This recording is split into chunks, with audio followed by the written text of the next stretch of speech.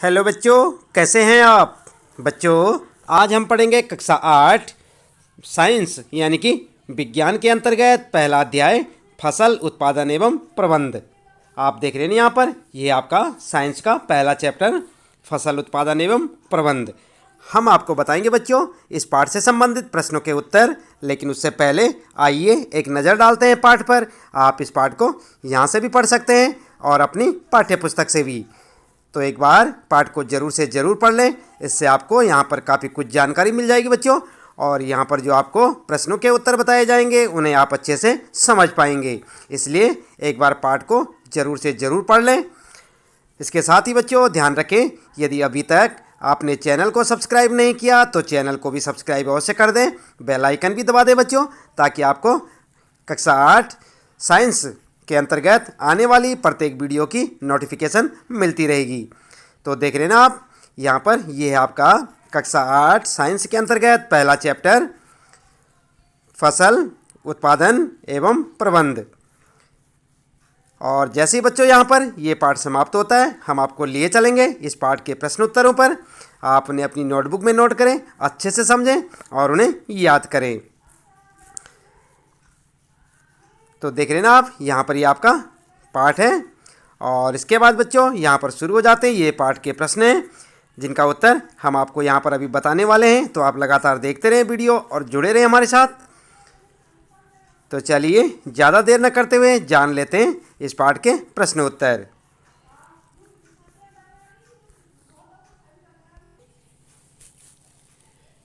तो बच्चों आपको एक बार फिर से याद दिला दें, आज हम पढ़ रहे हैं कक्षा 8 विज्ञान के अंतर्गत पहला अध्याय फसल उत्पादन एवं प्रबंध। ठीक है, तो यहाँ पर जो है चलते हैं अभ्यास प्रश्न उत्तर पर। और सबसे पहले हम आपको बता रहे हैं कि इस पाठ के अंतर्गत आपने क्या कुछ सीखा। तो आप देख सकते हैं बच्चों, नंबर 1, अपनी बढ़ती हुई जनसंख्या को भोजन उपलब्ध कराने के लिए हम लोगों को वैज्ञानिक कृषि पद्धतियों को अपनाना होगा। ठीक है, क्या करना होगा, हमें वैज्ञानिक कृषि पद्धतियों को अपनाना होगा ताकि बढ़ती जनसंख्या को भोजन उपलब्ध हो सके। दूसरी बात आपने इस पाठ में जानी बच्चों कि किसी एक स्थान पर उगाए जाने वाले एक ही प्रकार के पौधों को फसल कहते हैं। आई बात समझ में, फसल किसे कहते हैं, किसी एक स्थान पर उगाए जाने वाले एक ही प्रकार के पौधों को फसल कहते हैं। याद रखेंगे बच्चों, ये आपके लिए काफ़ी महत्वपूर्ण जो है बिंदु हैं, इन्हें आप याद रखेंगे। नंबर तीसरी बात आप याद रखेंगे, भारत में फसलों को ऋतु के अनुसार हम 2 वर्गों में बांट सकते हैं। कौन कौन से, रबी की फसल और खरीफ की फसल। कितने प्रकार के, 2 प्रकार की फसलें, रबी और खरीफ की फसल। आगे चौथा पॉइंट आपके लिए काफ़ी इंपॉर्टेंट है, जुताई करके मिट्टी तैयार करना, उसे समतल करना जरूरी होता है। इस कार्य के लिए हल तथा पाटल का उपयोग किया जाता है। याद रखेंगे ना। अगला है बच्चों 5वां पॉइंट आपको, बीजों को मिट्टी में उचित गहराई पर बोना तथा उनके बीच उचित दूरी रखना अच्छी उपज के लिए जरूरी है। बीजों की अच्छी किस्म का चयन करके स्वस्थ बीजों को बोया जाता है और सीड ड्रिल की मदद से बुआई की जाती है। याद रखेंगे।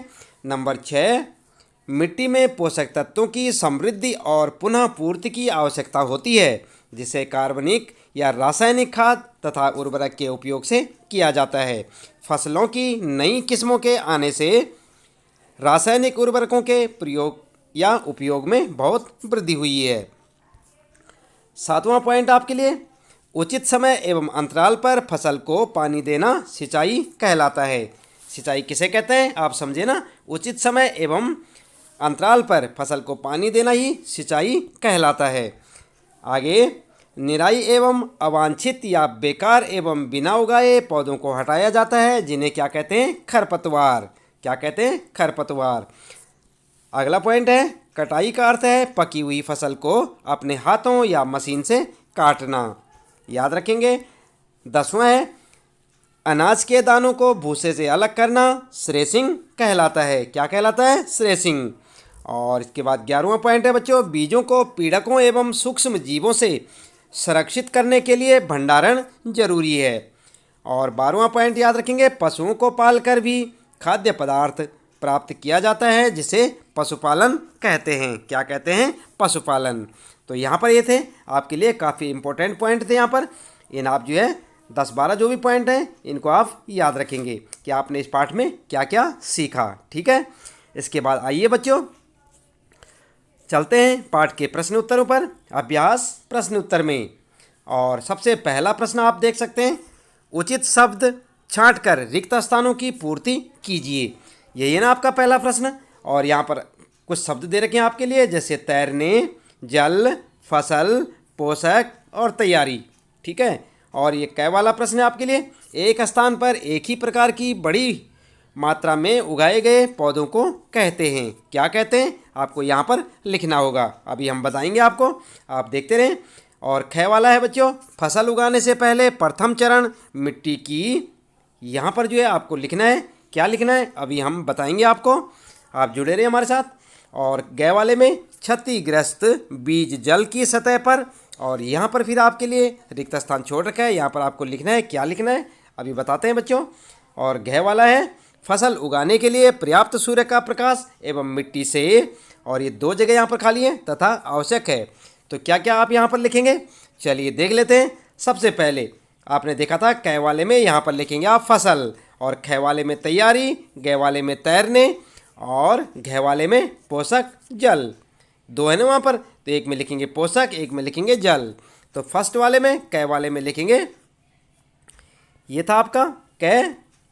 यहाँ पर एक स्थान पर एक ही प्रकार की बड़ी मात्रा में उगाए गए पौधों को फसल, यहाँ पर क्या लिखेंगे आप, फसल कहते हैं। ठीक है, तो इस प्रकार से आप यहाँ पर फसल, और यहाँ पर जो आप लिख देंगे तैयारी।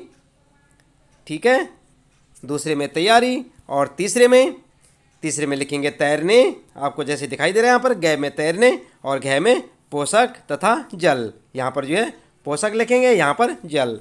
तो इस प्रकार से आपका ये पहला प्रश्न हो जाएगा बच्चों। दूसरा प्रश्न देख लेते हैं बच्चों। यहाँ पर कॉलम ए में दिए गए शब्दों का मिलान कॉलम बी से कीजिए। और आप देख रहे हैं ना, कॉलम ये है और कॉलम बी, और यहाँ पर आपने मिलान करना है। और यहाँ पर फर्स्ट में लिखा है खरीफ फसल, इधर लिखा है ए मवेशियों का चारा, और सेकेंड में लिखा है रबी फसल, साथ में फॉस्फेट, और यहाँ पर यूरिया एवं सुपर बी में। और इसी प्रकार से आप देख सकते हैं आपकी पुस्तक में रासायनिक उर्वर, और सी वाले में पशु अपशिष्ट, गोबर, मूत्र एवं अवशेष। और उसके बाद जो है अगले में लिखा है यहाँ पर कार्बनिक खाद, गेहूं, चना, मटर, और ई में लिखा है यहाँ पर धान एवं मक्का। उत्तर क्या करेंगे आप, किस प्रकार से मिलाएंगे, तो आप फर्स्ट के साथ में ई मिलाएंगे, सेकेंड के साथ में डी, और थर्ड के साथ में बी, और फोर्थ के साथ में सी। क्या समझे आप, फर्स्ट के साथ में ई। तो यहाँ पर आप देख सकते हैं बच्चों, ये फर्स्ट है आपका, और इसके साथ आप क्या मिलाएंगे, ई वाला। ई वाला कौन सा है, ये है धान एवं मक्का। ठीक है, इसी प्रकार से आप इनका मिलान करें, फर्स्ट के साथ में ई, और सेकेंड के साथ वाला डी, और थर्ड के साथ मिलाएंगे बी, और फोर्थ के साथ सी को मिला लेंगे, और आपके उत्तर हो जाएंगे। ठीक है बच्चों, चलिए अगला प्रश्न देख लेते हैं। तीसरा प्रश्न यहाँ पर, निम्न के 2 उदाहरण दीजिए। और किसके देने आपने 2 उदाहरण, नंबर 1 खरीफ फसल का, और नंबर 2 रबी फसल का। तो आप जानते हैं खरीफ फसल में क्या क्या उत्पादन होता है, तो खरीफ फसल में लिखेंगे आप धान एवं मक्का। किसकी फसल होती है खरीफ के टाइम पे, धान एवं मक्का। और रबी की फसल में क्या क्या आती है फसलें, गेहूं और चना। क्या लिखेंगे, खरीफ में धान और मक्का, रबी में लिखेंगे गेहूं और चना। ये 2 उदाहरण हो जाएंगे आपके इस तीसरे प्रश्न के उत्तर में। अगला है बच्चों चौथा प्रश्न यहाँ पर आपके लिए, निम्न पर अपने शब्दों में एक एक पैराग्राफ लिखिए। तो आपने इन पर लिखना है, मिट्टी तैयार करना, इस पर 1 पैराग्राफ, बुआई पर 1 पैराग्राफ, और निराई पर भी 1 पैराग्राफ, और थ्रेसिंग पर भी 1 पैराग्राफ। यानी इन चारों पर आपने एक एक पैराग्राफ लिखना है, इनके बारे में आपने जानकारी देनी है। सबसे पहले लिखेंगे हम मिट्टी तैयार करना। तो यहाँ पर जो है उत्तर लिखेंगे आप, और क्या लिखेंगे, हेडिंग डाल देंगे मिट्टी तैयार करना। और फिर लिखेंगे यह प्रक्रिया फसल उगाने का प्रथम चरण है। मिट्टी को पलटने और पोला बनाने से पौधों की जड़ें गहराई तक जाकर श्वसन कर सकती हैं। पोला बनाना समझते ना आप, मुलायम और भुरभुरी हो जाती मिट्टी। ठीक है, और पोली बनाई हुई मिट्टी में केंचुओं और सूक्ष्म जीवों को वृद्धि में सहायता मिलती है तथा ये मिट्टी को और अधिक पोलाकर ह्यूमस बनाते हैं। इसके अतिरिक्त मिट्टी पलटने से पोषक पदार्थ ऊपर आ जाते हैं जो अच्छी फसल उगाने में अत्यंत महत्वपूर्ण होते हैं। तो इस प्रकार से आप लिख सकते हैं पहले के बारे में पैराग्राफ, मिट्टी तैयार करना। इस प्रकार से आप पूरी जानकारी दे सकते हैं। दूसरा है बच्चों बुआई। क्या है यहाँ पर? बुआई। और बुआई में हेडिंग डाल के लिखेंगे, यह फसल उत्पादन का महत्वपूर्ण चरण है। मिट्टी को तैयार करने के पश्चात खेत में बीज बोए जाते हैं। उचित दूरी एवं गहराई पर खेत में बीज बोना बुआई कहलाता है। ठीक है, बुआई क्या कहलाता है? उचित दूरी एवं गहराई पर खेत में बीज बोना बुआई कहलाता है। बुआई के लिए अच्छी गुणवत्ता किस्म के साफ एवं स्वस्थ बीजों का चुनाव करना जरूरी होता है। उचित बीजों को चुनने के बाद उन बीजों को उचित गहराई तथा उचित दूरी पर बोना चाहिए ताकि प्रत्येक पौधे को पर्याप्त हवा, प्रकाश यानी कि ताप, खनिज एवं पानी मिल सके। बुआई के लिए निम्नलिखित विधियों का उपयोग किया जाता है। और कौन कौन सी विधियाँ यहाँ पर देख सकते हैं आप? परंपरागत औजार विधि और सीड ड्रिल से दोनों प्रकार से बुआई की जा सकती है। तो इस प्रकार से आप अपना उत्तर लिख सकते हैं यहाँ पर दूसरे के बारे में, ख यानी बुआई पे एक पैराग्राफ। अगला है बच्चों निराई। और निराई पर आप क्या लिखेंगे? हेडिंग डाल देंगे, खरपतवार हटाने को निराई कहते हैं। किसे कहते हैं निराई? खरपतवार हटाने को क्या कहते हैं? निराई। निराई नहीं करने से खरपतवार जल, पोषक एवं तत्व आदि ग्रहण कर फसल की वृद्धि को प्रभावित करते हैं। फसल उगाने से पहले खेत जोतने पर धूप के कारण खरपतवार मर जाते हैं और मिट्टी में मिल जाते हैं। खरपतवार हटाने का सबसे सही समय फूल एवं बीज बनने से पहले होना चाहिए।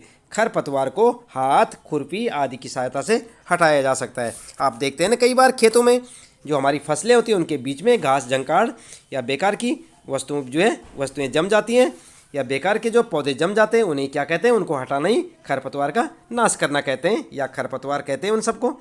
उन्हें आपको हटा देना चाहिए खेत के बीच में से। जो फालतू फसलें होती हैं, फालतू चीज़ें होती हैं, उनको हटाना ही खरपतवार को हटाना। और यहाँ पर स्रेचिंग है, चौथा लिखेंगे आप घ वाला स्रेचिंग। खेतों से काटी गई फसल से बीजों या दानों को भूसे से अलग करने के प्रक्रम को स्रेचिंग कहा जाता है। किसे कहा जाता है? बीजों को या दानों को भूसे से अलग करना क्या कहलाता है? स्रेचिंग। स्रेचिंग करने के भी कई तरीके होते हैं, जैसे छोटे खेत वाले किसान अनाज के दानों को पटक कर या विनोइंग द्वारा अलग करते हैं, और बड़े खेत वाले किसान कंबाइन मशीन का प्रयोग करते हैं। आपने देखा होगा धान या गेहूं की फसल जब कट जाती है उसके बाद किस तरह से बीजों को अलग किया जाता है, तो उसे क्या कहते हैं? स्रेचिंग। ठीक है, तो इस प्रकार से आप लिख सकते हैं बच्चों चारों के बारे में एक एक पैराग्राफ आपने लिखना था यहाँ पर। और कौन से चारों बारे में? यहाँ पर आप देख सकते हैं मिट्टी तैयार करना, बुआई के बारे में लिख सकते हैं, निराई के बारे में लिख सकते हैं, और स्रेचिंग के बारे में यहाँ से लिख सकते हैं। पांचवा प्रश्न है बच्चों, स्पष्ट कीजिए कि उर्वरक खाद से किस प्रकार भिन्न है। क्या लिखना आपने? जो उर्वरक है ये खाद से किस प्रकार अलग है। खाद और उर्वरक में अंतर आपने बताना है। उत्तर में लिखेंगे सबसे पहले खाद। खाद क्या होती है? नंबर 1, खाद एक प्राकृतिक पदार्थ है जो गोबर, मानव अपशिष्ट एवं पौधों के अवशेष के विघटन से प्राप्त होता है। इस प्रकार लिख सकते हैं। नंबर 2 लिखेंगे खाद खेतों में बनाई जाती है। नंबर 3, इससे मिट्टी को प्रचुर मात्रा में ह्यूमस प्राप्त होती है। और नंबर 4, इससे पादप या पादक पोषक अपेक्षाकृत कम मात्रा में होते हैं, और यह पानी में अघुलनशील होने के कारण इनका अवशोषण धीरे धीरे होता है। तो ये थी आपके लिए खाद के बारे में जानकारी। अब लिखेंगे आप उर्वरक क्या होते हैं, तो उर्वरक के बारे में लिखेंगे, हेडिंग डाल देंगे उर्वरक। और इसके बाद बच्चों यहाँ पर जो है हेडिंग डालने के बाद आप लिखेंगे उर्वरक एक अकार्बनिक लवण है। इसका उत्पादन कारखानों में होता है। इससे मिट्टी को ह्यूमस प्राप्त नहीं होती। इसमें पादप पोषक प्रचुरता में होते हैं। यह पानी में घुलनशील, क्या लिखेंगे? घुलनशील होने के कारण इनका अवशोषण शीघ्र हो जाता है। आई बात समझ में? तो इस प्रकार से आप उर्वरक के बारे में हेडिंग डाल के लिख सकते हैं, और यह पानी में घुलनशील होने के कारण इनका अवशोषण शीघ्र हो जाता है। ठीक है, आई बात समझ में? इसके बाद लिखेंगे आप साथ ही साथ लिखेंगे उर्वरक की तुलना में खाद अच्छी मानी जाती है क्योंकि इससे मिट्टी की जल धारण क्षमता में वृद्धि होती है। इससे मिट्टी भुरभुरी हो जाती है जिससे गैस विनिमय सरलता से होता है। इससे जीवाणु की संख्या में वृद्धि होती है। इससे मिट्टी का गठन सुधारा जाता है। ठीक है, तो इस प्रकार आप लिख सकते हैं बच्चों। आप देख रहे हैं ना खाद और उर्वरक में क्या अंतर है। ये खाद के बारे में और फिर उर्वरक के बारे में अच्छे से लिखें बच्चों, याद भी करें। अगला प्रश्न है सिंचाई किसे कहते हैं। जल संरक्षित करने वाली सिंचाई की दो विधियों का वर्णन कीजिए। तो आपने यहाँ पर सिंचाई के बारे में लिखना है। फसलों को कृत्रिम रूप से आवश्यकता अनुसार पानी देना सिंचाई कहलाता है। क्या होता है सिंचाई? फसलों को कृत्रिम रूप से आवश्यकता अनुसार पानी देना सिंचाई कहलाता है। करते हैं ना आप भी, अपने खेतों में सिंचाई करते हैं तो क्या करते हैं सिंचाई में? पानी तो देते हैं। जीवित रहने के लिए पौधों को जल की आवश्यकता होती है। पौधों में लगभग 90% यानी कि 90% जल होता है। फसल की स्वस्थ वृद्धि के लिए मिट्टी की नमी को बनाए रखने की आवश्यकता होती है, जिसके लिए विभिन्न अंतराल पर खेत में जल देना सिंचाई कहलाता है। अब आगे लिखेंगे, जल संरक्षित करने वाली सिंचाई की दो विधियां निम्नलिखित हैं और किस किस तरह से सिंचाई की जा सकती है। नंबर 1, छिड़काव तंत्र द्वारा। इस विधि का इस्तेमाल असमतल भूमि यानी कि जो समतल नहीं होती है, जहां पर जल कम मात्रा में उपलब्ध हो के लिए किया जाता है। इसमें नलों के ऊपर घूमने वाले नोजल लगे होते हैं। जब पंप से जल मुख्य पाइप में भेजा जाता है तो वह घूमते हुए नोजल से बाहर निकलकर वर्षा की भांति छिड़काव करता है। यह विधि बलुई मिट्टी के लिए अत्यंत उपयुक्त है। आई बात समझ में?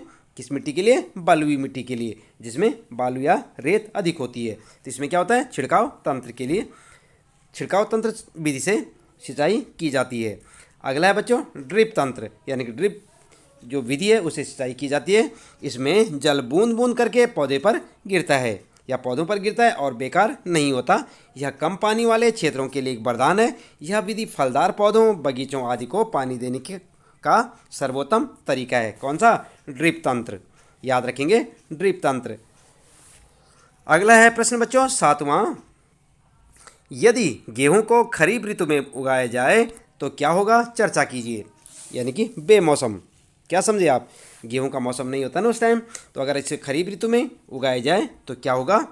तो आप लिखेंगे, गेहूं एक रबी फसल है, इसे शीत ऋतु में उगाया जाता है। खरीफ ऋतु जून से सितंबर तक होती है। इस समय वर्षा काफ़ी अधिक मात्रा में होती है, इसलिए इसे वर्षा ऋतु भी कहते हैं। क्या समझे आप? एक बार फिर से पढ़ें। गेहूं एक रबी फसल है, इसे शीत ऋतु में उगाया जाता है। कौन सी ऋतु में? शीत ऋतु में। और खरीफ ऋतु कब होती है? जून से सितंबर तक। याद रखेंगे टाइम। खरीफ ऋतु का जो समय होता है कब तक होता है? जून से सितंबर तक। इस समय वर्षा काफ़ी मात्रा में होती है, इसलिए इसे वर्षा ऋतु भी कहते हैं। किसको? खरीफ ऋतु को वर्षा ऋतु भी कह सकते हैं। यदि गेहूं को इस समय उगाया जाए तो गेहूं के पौधे अधिक मात्रा में पानी मिलने की वजह से सड़कर खराब हो जाएंगे और फसल बर्बाद हो जाएगी। इसका मतलब क्या समझे बच्चों आप? गेहूं को इतना अधिक मात्रा में पानी नहीं चाहिए, इसलिए वे बरसात की ऋतु में नहीं हो पाएंगे और सड़कर खराब हो जाएगी गेहूं की फसल। 8वां प्रश्न है बच्चों, खेत में लगातार फसल उगाने से मिट्टी पर क्या प्रभाव पड़ता है? व्याख्या कीजिए। खेत में लगातार फसल उगाने से, एक बार फसल उगाई, दोबारा उगाई, तीसरी बार उगाई, बार बार अगर हम लगातार जो है फसल उगाएंगे खेत में तो मिट्टी पर क्या प्रभाव पड़ता है? तो काफ़ी इंपॉर्टेंट है, याद रखेंगे।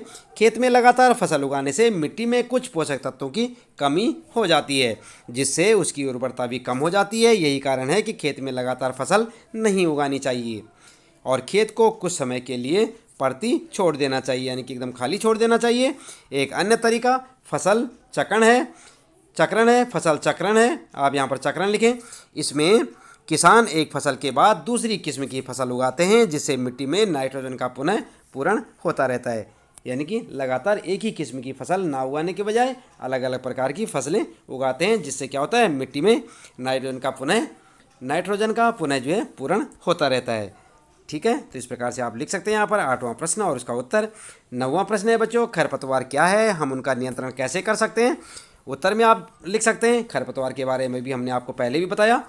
खेत में फसल के साथ कई अवांछित यानी बेकार पौधे उग जाते हैं।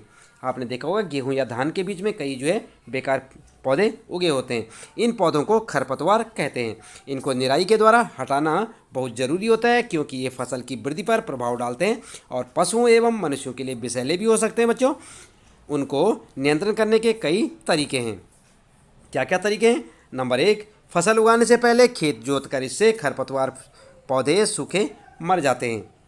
क्या है? फसल उगाने से पहले खेत जोतकर।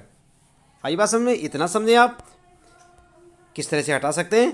फसल उगाने से पहले खेत जोतकर। इससे क्या होगा? इससे खरपतवार पौधे सूखकर मर जाते हैं। यानी खेत में जो जमे होंगे फालतू बेकार के पौधे वो क्या होंगे, सूख कर उखड़ जाएंगे, और जब उखड़ जाएंगे तो फिर सूख कर मर जाएंगे।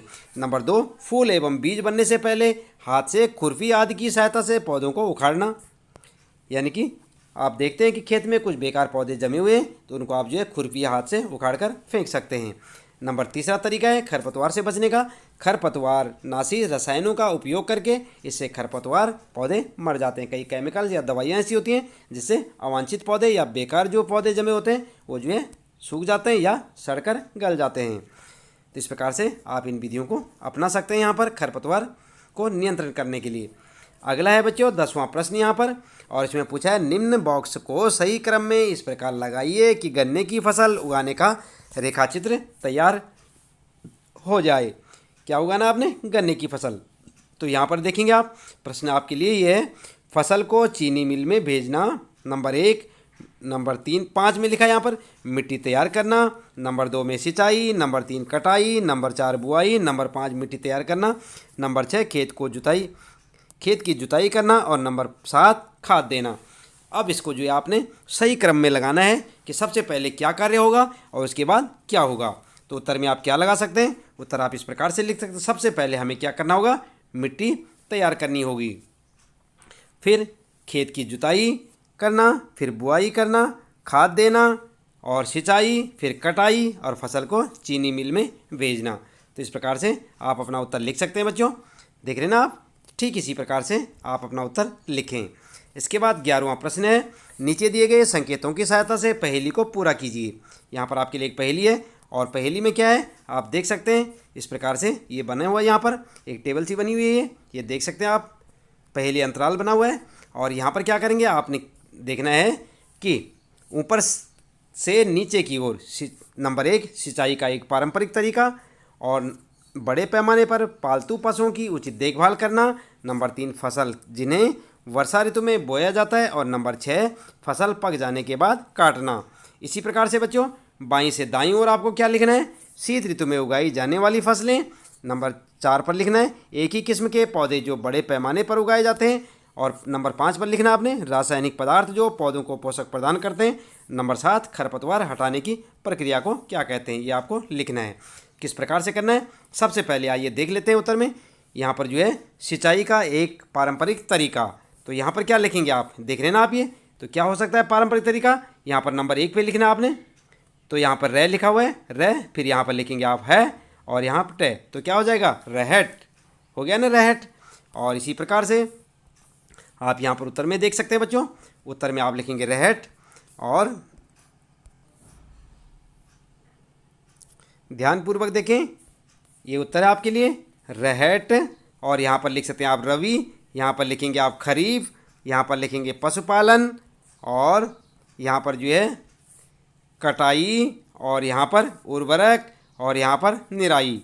तो इस प्रकार से आपकी ये वर्ग पहेली सॉल्व हो जाएगी। ध्यान दें बच्चों, ये आपका उत्तर कर सकते हैं ना आप। तो इसके साथ ही बच्चों यहाँ पर इस पाठ से संबंधित प्रश्नों के उत्तर समाप्त हो जाते हैं। उम्मीद है कि आपको अच्छे से समझ आए होंगे। आप लगातार इसी प्रकार जुड़े रहें हमारे साथ। यदि आपने चैनल को अभी तक सब्सक्राइब नहीं किया तो सब्सक्राइब अवश्य कर दें, बेल आइकन भी दबा दें और जानते रहें अपने कक्षा 8 विज्ञान यानी कि साइंस के सभी चैप्टरों के प्रश्न उत्तर हमारे साथ। तो मिलते हैं बच्चों फिर अगली वीडियो में अगले पाठ के नए नए प्रश्नों के साथ। आपका दिन शुभ हो।